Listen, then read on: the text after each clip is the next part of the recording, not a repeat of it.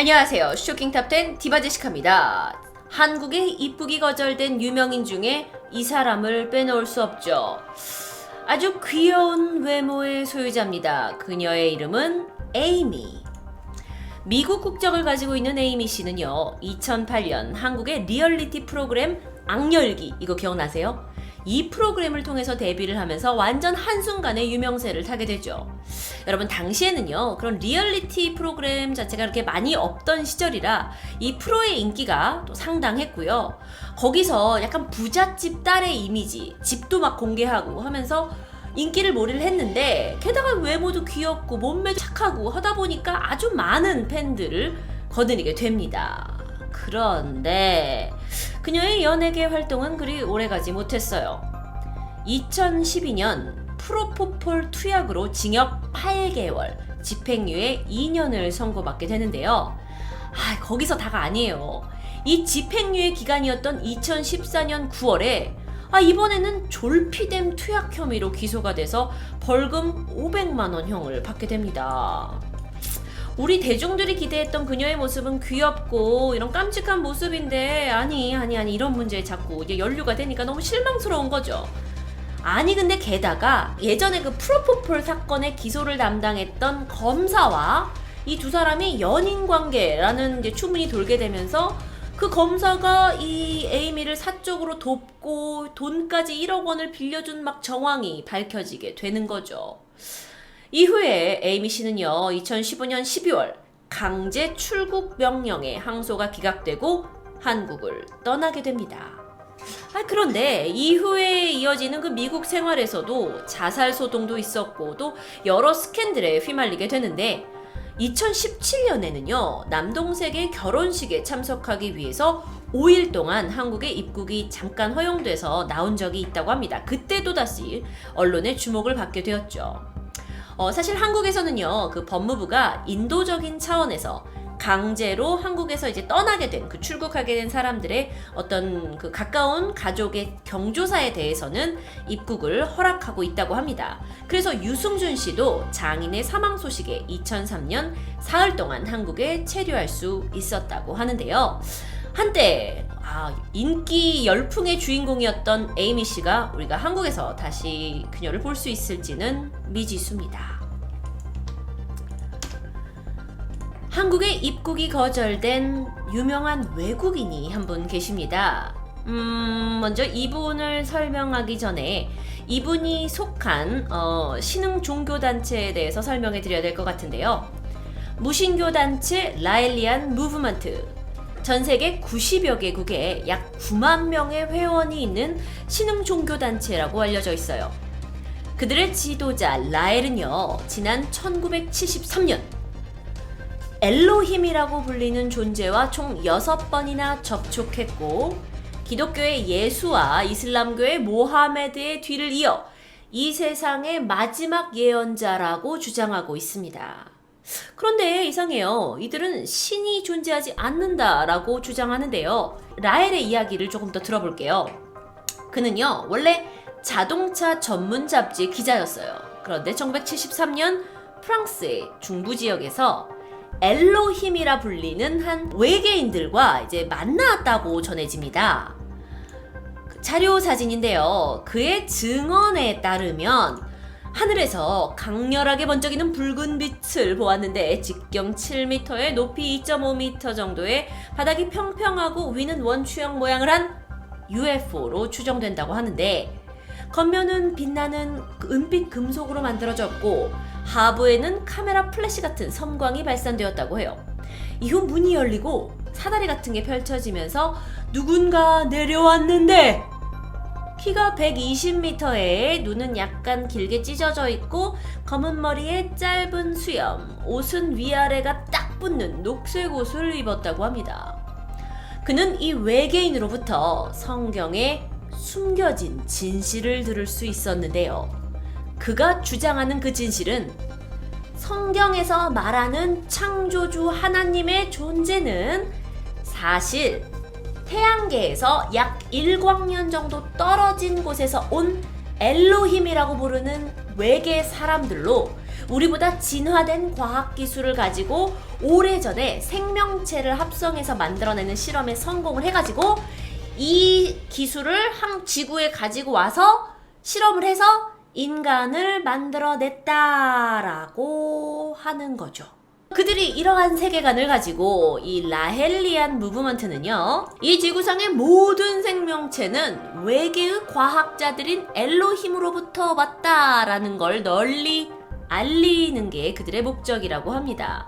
또한 그 미래에 엘로힘들이 지구를 방문할 거래요. 그래서 그분들의 방문을 준비하려고 그 예루살렘에 대사관을 건립하는 것을 추진하려고 한다고 합니다.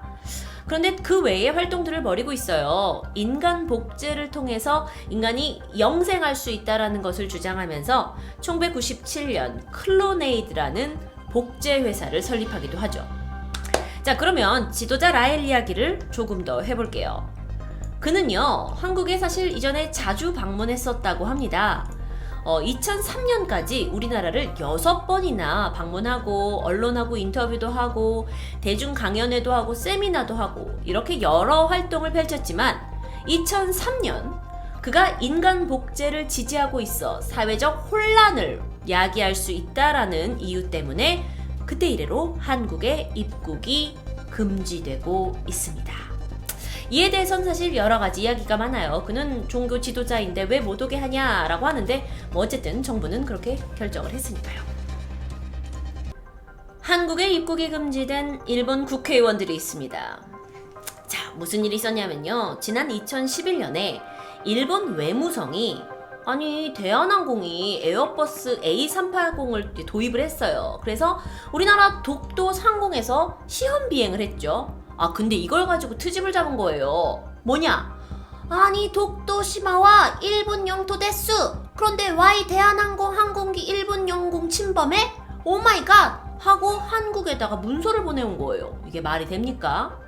근데 거기에 그치지 않고 일본 사람들이 일본 공무원들, 외무성 공무원들한테 앞으로 한 달간 대한항공 비행기를 타지 말라고 하는 이제 권고를 내리게 되는 거죠. 이후에 일본에서는요, 이 영토에 관한 특명위원회에 소속된 국회의원, 바로 여기 있는 이 세 분이 김포공항에 도착하게 되는데, 사실 이들이요, 3박 4일 일정으로 한국에 와서 울릉도를 방문해서 독도 영유권을 막 주장할 계획이었다고 해요.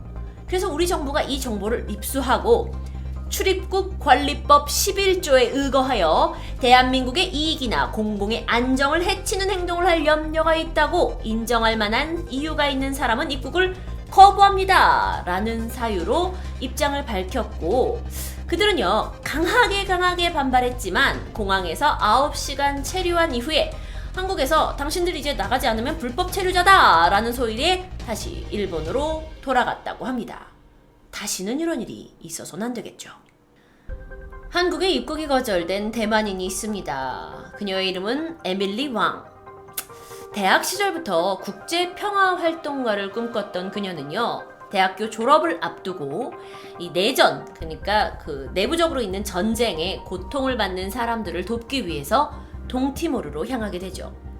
그런데 그곳에서 국제평화캠프에 참여하게 되는데 봉사활동을 하던 한국 대학생들을 만나게 되고 그곳에서 제주 강정마을에 대해서 듣게 됩니다. 제주 강정마을은요, 당시에 해군 기지 건설 때문에 제주 도민과 또 이걸 이제 하는 세력과 이렇게 많은 마찰이 있었는데요. 대학을 졸업한 후에 에밀리 왕은 2011년부터 이 제주도 강정마을에서 해군 기지 건설 반대를 위한 투쟁에 참여하게 되죠. 그 투쟁의 이유는요, 좀 복합적인 걸로 알려져 있는데요. 뭐 환경적인 것도 있고 외교적인 것도 있었다고 해요. 그리고 이후 그녀는 대만의 환경운동가로 알려지게 되는데 2013년 대한민국에 방문을 하게 됩니다. 그런데 입국을 거절당해요. 국제적으로 알려지게 되는 것을 어쩌면 원천 봉쇄하려고 정부가 이렇게 했다라고 알려져 있습니다. 그녀가 당시에 공항에 갇혀 있으면서 인터뷰를 하게 됐는데요. 자신은 어떠한 불법 행위도 한 적이 없는데 이런 일이 벌어질 거라고 예상을 못했다면서 아주 놀라움을 감추지 못했습니다. 그녀가 어떤 일을 했냐? 제주도 강정마을에서 이 해군 기지 공사 현장 앞에서 침묵 시위를 벌였거든요. 근데 그녀가 한국인이 아니라 외국인이었다는 게 문제가 되는 거죠. 외국인이 이런 일을 벌이다 보면 이게 아무래도 더 외국 뉴스로 많이 퍼지게 될 수 있잖아요. 그런데 과연 그녀의 행동이 대한민국의 경제나 안보를 침범하는 행동이었는지는 조금 생각해볼 문제라고 여겨집니다.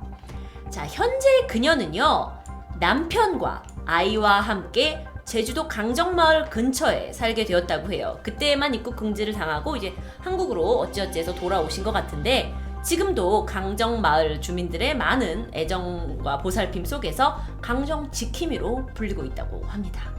아마 오늘 제가 말씀드린 이 쇼킹탑 10 10명의 인물 중에 유일하게 한국에 돌아온 사람이 아닌가 싶네요. 자, 다음 분은요, 또 한 번 어라? 이분이 왜 입국이 거절되었지? 하고 좀 궁금증을 자아내는 인물인데요. 일본의 대표적인 시민단체 포럼 평화인권환경의 대표이신 후쿠야마 신고 씨는요, 2014년 5월에 김포공항에 왔는데 한국의 입국을 허가받지 못합니다. 자, 근데 들어보세요. 사실 그가 그때 한국에 왜 왔냐면은 이 정부의 의뢰를 받아서 5.18 기념 행사를 축하하러 온 해외 인사 중에 한 명이었어요.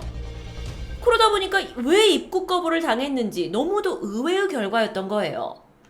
그는요, 일본에서 평화운동을 오랫동안 해온 사람입니다. 근데 왜 그랬을까요? 그 이유에 대해서는 후쿠야마 씨는 법무부로부터 제대로 된 답변을 듣지 못했다고 이야기합니다. 다만 우리가 추정하기에 그가 한국에 입국하기 1년 전쯤에 북한에 방문해서 위안부 피해자에 대한 지원을 약속하고 온 것으로 알려졌어요. 그래서 그의 그 방북 어떤 경력 때문에 입국이 거부된 것으로 추측이 되고 있습니다. 방북을 한 사람은 분명 우리나라에서 경계되는 건 맞겠지만 그가 평화적이고 인도적인 차원에서 이런 일을 했는데 과연 법무부가 올바른 잣대를 그에게 댄 것인지는 약간 의문이 드는 사건이었죠. 대망의 1위를 소개합니다. 자, 여러분 아마 많은 분들이 공감하실 텐데요. 얼마 전까지 최고 유행어였던 다스는 누구 겁니까? 이 사건과 연루된 인물은 바로 BBK. 그의 한국 이름은 김경준입니다. BBK가 김경준을 칭하는 말이에요. 그가 이명박과 함께 투자회사를 설립하고 이후 주가 조작 혐의를 받았는데 이후에 이명박이 이게 진짜 이 회사의 실소유주다 하면서 하여튼 이게 되게 복잡한 문제예요. 그런데 그게 이명박 정부가 들어서고 이명박이 힘이 세지니까 야 BBK 너 그 사건 왜 내 잘못이라고 말하는 거야? 하면서 그가 한국에 돌아와서 그 사실을 밝히지 못하게 하려고 입국 금지 상태를 이제 받게 된 거죠. 물론 여러분 이 이야기는 제가 지금 말한 것보다 훨씬 더 복잡한 이야기들이 안에 담겨 있습니다. 어쩌면 이건 제가 나중에 금요 사건 파일에서 다룰 만한 소재인 것 같아요. 어쨌든 이 문제의 사실관계는 아직 조사 중이고 BBK 김경준은 얼마 전 한국의 입국 금지를 해제해달라고 법무부에 요청한 상태고요. 이에 대한 국민청원도 이틀 만에 1200명을 돌파했다고 합니다. 우리는 원하는 거죠. 다스가 진짜 누구 건지를 밝히고 싶고 그에 따라 BBK 김경준이 돌아와야 한다는 것도 알고 있고요. 그러면 이명박의 책임 여부도 아마 명확해질 것 같은데요. 어쩌면 그는요, 오늘 소개해드린 한국에 입국이 금지된 10명의 사람들 중에 현재 가장 우리 국민이 입국을 원하는 사람이 아닐까 싶습니다. 쇼킹탑 10 디바제시카였습니다. 저는 다음 시간에 또 뵐게요.